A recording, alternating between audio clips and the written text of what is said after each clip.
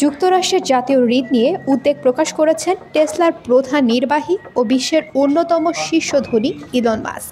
নিজের মালিকানাধীন সামাজিক যোগাযোগ মাধ্যম এক্সে তিনি লিখেছেন, যুক্তরাষ্ট্র দেউলিয়া হওয়ার পথে।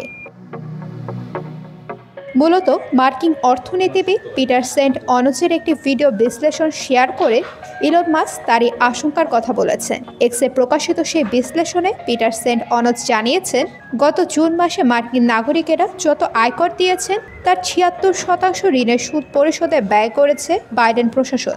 অর্থাৎ প্রতি $৪ আয়করে $3 যাচ্ছে ঋণের সুদ পরিশোধে। ওই অর্থ যাচ্ছে মূলত চীন ও ওয়াল স্ট্রিটের ঋণদাতাদের কাছে। যুক্তরাষ্ট্রের সরকারি তথ্য বিশ্লেষণ করে পিটার অনজ বলেন, ১৮৫ বা $১৮,৫০০ কোটি আয়কর সংগ্রহ করেছে। এই অর্থ ব্যক্তি শ্রেণীর করদাতাদের কাছ থেকে সংগ্রহ করা হয়েছে।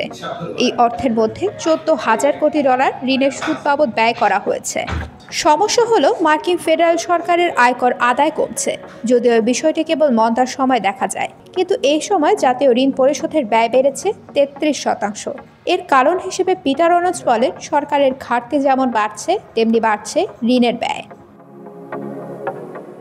সমাধানের সূত্র দিয়েছেন পিটার অনজ। তিনি ৫০% ব্যয় কমাতে বলেছেন। তার সমাধান হলো আগের অবস্থায় ফিরে যাওয়া, অর্থাৎ ফেডারেল রিজার্ভের মুদ্রা ছাপানোর ক্ষমতা সীমিত করা। হতে পারে আবার স্বর্ণমানে ফিরে যাওয়া, তা না হলে খাদ্যশস্যের মতো মজুদের ভিত্তিতে মুদ্রা ছাপানো। কিন্তু তার আক্ষেপ, রাজনীতিবিদদের চিন্তা এসব নেই। এর অর্থ হলো মার্কিন জাতীয় ঋণ ও মূল্যস্ফীতি বাড়বে।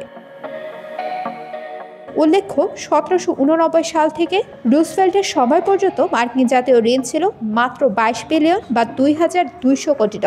নিক্সনের জমানা পর্যন্ত তা বেড়েছে ২০ গুণ। নিক্সনের শকের পর তা ১০০ গুণ বেড়ে আজ ৩৫ ট্রিলিয়ন বা $৩৫ লাখ কোটি উন্নীত হয়েছে।